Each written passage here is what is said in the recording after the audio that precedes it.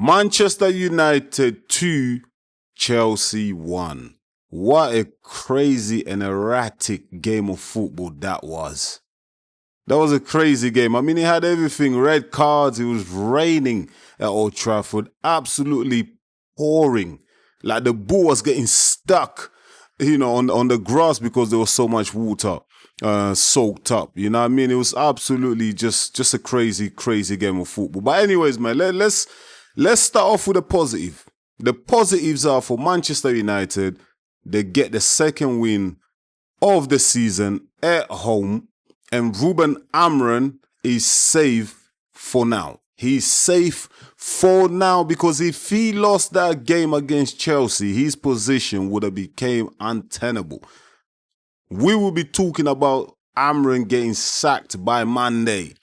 That's how dark it would have got for Ruben Amorim. But his team got him over the line. They got the win, and that's the most important thing. Manchester United move up the table to a comfortable position in a league of 9th. They are now 9th in the table, 7 points on the board, and, they can now look forward and try and improve on it. But let me talk about the performance overall for Man United. Listen, it was again, when Chelsea got the red card, in fact, listen, it was a very, very early red card in the game. 5 minutes into the game, Robert Sanchez, Chelsea goalkeeper, goes in a bit high on the knee as Mbeumo went through. Sanchez comes out, right leg is up, catches Mbeumo in the knee. It was actually, when I watched it again, that was actually a bad tackle. That was absolutely an erratic tackle from a goalkeeper. I mean, he had 2 defenders either side of him that could have protected him, but he already made his mind up. He came out, tackled Mbeumo on the knee, and referee sent him off. United then went on to score 2 goals, yeah? First, Fernandes in the 14th minute, and then Casemiro with a header, far post, in the 37th minute. So, Old Trafford was buzzing. United controlling the game in absolute control. Like they were controlling everything. Chelsea couldn't get out. Obviously, they got 10 men at a time. Enzo Maresco makes about, 3 substitutes. Cole Palmer comes off. It must be an injury because why would you take off Cole Palmer is your best player? You wouldn't take him off. So it looked like that was an injury. I did see Cole Palmer had an ice pack on his knee. So he's probably carrying a little niggle. He comes off. United controlling the game, comfortable. Casemiro goes and gets himself a yellow card. The first yellow card, absolutely silly on the halfway line. No need to get the yellow card, bro. Why? I don't understand Casemiro. So much experience. He still makes silly, stupid decisions that will put his team in trouble later on in the game. He gets the first yellow card. And in added time before the break, Casemiro goes and makes another stupid tackle when he could have just let the player go. He goes round the player, I think it was Pedro, grabs him with both his hands, and he makes a tackle, to be fair to Casemiro. He does get the ball. But it was a silly tackle. I mean, you're already on a yellow card here. The referee is under pressure because he's already booked a Chelsea player. He's giving a red card to Chelsea. Why would you make another stupid, silly decision like that? Like I said, Casemiro is so experienced. He's won, 4 Champions Leagues. So much experience. And he's done this a couple of times at United. At crucial moments as well, he gets himself sent off. Referee had no choice but to send him off. For me personally, it was a soft one. Referee could have let it go. However, because the referee already sent a Chelsea player off, he was under pressure, man. He wanted to make it level. That's what happens with a lot of these referees, man. They want to make things up. They want to level things out. And, yeah, he gave Casemiro the red card. That's when the whole game just changed. United, like we know United how to play. Once they're under a little bit of pressure, they panic, man. Panic stations. All of a sudden, they can't pass the ball or anything like that. Chelsea start dominating. Half-time. Second half, I thought, to be honest with you, in the second half, I thought Chelsea would really come on and put the pressure on United. Because we know United, like I said, you put a bit of pressure on them and they break. But Chelsea kind of huffed and puffed in that second half. You know, there wasn't really much going on. In fact, Man United had a few of the better chances. But Chelsea didn't really put the pressure on like I expected them to do until around about the 80th minute, Chalobah with the header. That was actually a fantastic cross from Rhys James. What a cross that was. Damn. Crazy cross from Rhys James. What a player, what a baller. And Chalobah, man, right in the middle, in the penalty box, bang, header. Bang there, no chance. Stood still, watched the ball go past him into the back of the net. Pressure. Now, United fans, I'm sitting there watching the game thinking, we know what's going to happen here. Chelsea are going to get the equalizer. Chelsea are going to go on now and get the equalizer because that's what happens with United, man. They just bottle it. For the last few years, they've just been a bunch of bottleheads. Do you know what I mean? But United had other chances as well where they could have made it 3-1 in that game as well. But Chelsea just wasn't able to kick on after they scored the goal. They wasn't able to kick on and really go for that equalizer. You know, the game kind of stopped and start. You know, United were slowing the game down, etc., getting little free kicks, corners, etc. But listen, Chelsea, at the end of the day, they just wasn't good enough on the night. And this is a very poor United side, you know.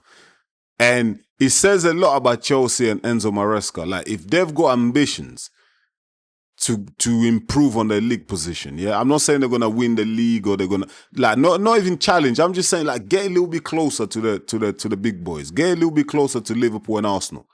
Yeah, close that gap. I don't even think Chelsea are gonna do that this season. I think Chelsea are a very like mixed team. Like they've got potential, they've got squad depth, they've got really good players, but there's just something about Chelsea that's just missing, man. In the big games, especially under Enzo Maresca, I don't know if they've got it, man. They'll beat a lot of the smaller teams in the league, but when it comes to the big games, like Enzo Maresca still has a lot of like proving to do. Like for me personally, I still want to see more from Enzo Maresca. That's just my personal opinion. But overall, listen, for Man United, it was a much needed win. They had to win that game. Otherwise, they're looking at relegation. You know, Ruben Amorim so far this season is average a point a game. United had 4 points before this Chelsea game. They're averaging a point a game. You know, Ruben Amorim, I think is now, what's that? That's like his 10th win in a league since he joined almost 12 months ago. So it's been almost a year of Ruben Amorim and he's only got 10 wins in a league. I'm telling you right now, yeah, any other team, championship, I don't care where you are, mate. That is a sackable record. Like, you're getting sacked. Let's keep it real, man. You're getting sacked. I know there's still a lot of Man United fans that are backing Ruben Amorim.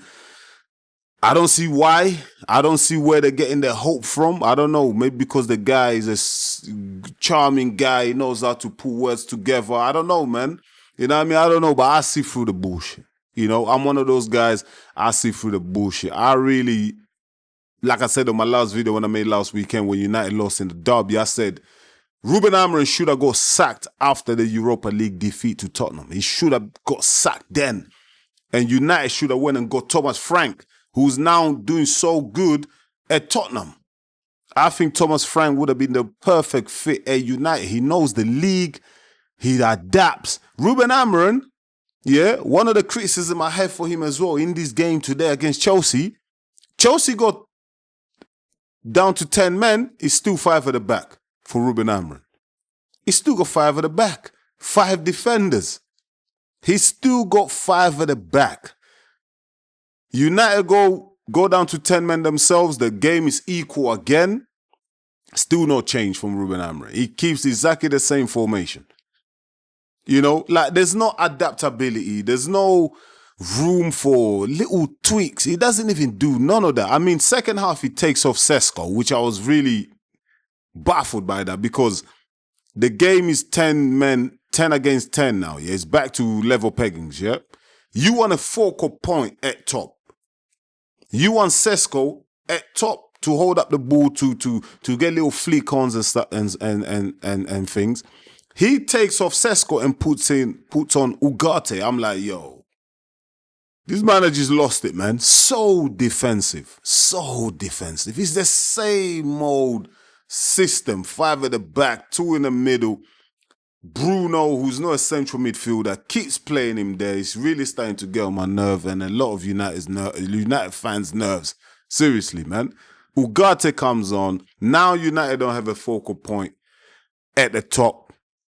He plays Mbuemo up there. I'm like, yo, come on. This manager, seriously, you need to do something different, man. You need to do something different. Like, just adapt. And he's so stubborn. He said in his press conferences that he's not going to change. He is not going to change. You know, he's going to die by his sword. He's going to die by his sword. That's what Ruben Amorim is going for, you know. And that's going to be his downfall because his lack of adaptability will be his downfall. He doesn't tweak nothing. The substitutions are so predictable as always, you know. When United were men up, when United had 11, Chelsea had 10 men on the pitch, United were controlling the game, dominating. As soon as it became level peggings again, 10v10, Chelsea kind of took over. Chelsea started dominating possession. You know? So it leaves me here wondering, and I'm sure a lot of United fans are, what would have happened if the game was 11 against 11 the whole time? Chelsea probably would have dominated the game and probably could have went on and won the game. You know, it's just not good enough for Ruben Amorim. I'm trying to stay positive. I'm not one of those guys that just looks at all the negativity. Nah. I'm really trying to stay positive. But for me, like Ruben Amorim, yeah, unless he's willing to change, which he's already made clear he's not going to change, he's not going to last at United. This win against Chelsea, for me personally, just peppering over the cracks, man. Peppering over the cracks, man. You know what I mean? It's just covering the cracks, man. I'm telling you right now. This win against Chelsea is just covering over the cracks. That's all he's doing. When United play against Brentford, and they get a boring draw, they lose away to Brentford, which Brentford are a really tough team. They go away and they lose that. Amorim's again under pressure. So the pressure will never really leave Amorim until he's able to win 3, 4, 5 games on a bounce, man, which he hasn't even been able to win 2 games on a bounce in the league. So still a lot of work to do for Amorim. Yes, congrats. Good win for United. Is positive. They move up the table to 9th. It's good. It's good. But there's still a lot of work, a lot of improvement I want to see, and a lot of United fans want to see in that team. You know, in terms of just the performance, individual performance, the team still ain't really gelling. Still ain't really gelling. I'm still not seeing these intricate plays, the patterns. I'm still not seeing all that. I want to see that. I want to see all that. I'm not really seeing that with United. I don't know if we'll ever see under Ruben Amorim and this system of 5 at the back. I just don't think it'll ever work. But positives, United got a win. That's what's important. They move up the table. And yeah, we move on to the next one. Quick stats for you stat heads out there. Yeah, man. Overall in the game, United had 41% possession.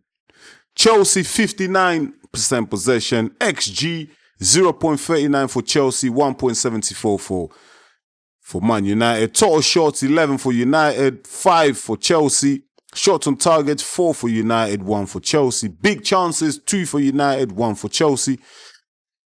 287 passes accuracy for United, 455 for Chelsea. Wow, Chelsea did dominate in terms of the ball possession.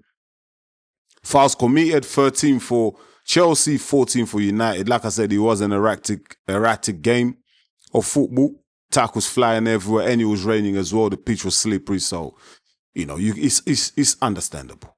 It's understandable. But yeah, win for United. They move up to 9th on the table. Performance decent. Second half, we saw the flaws. Some of those flaws, limitations for the team and the system just crept into the game. We saw that again. You know, on another day against a better team than Chelsea, United could have conceded and drew the game or even lost. So a lot of things for Ruben Amorim still to work on. But I want to leave it there, my people.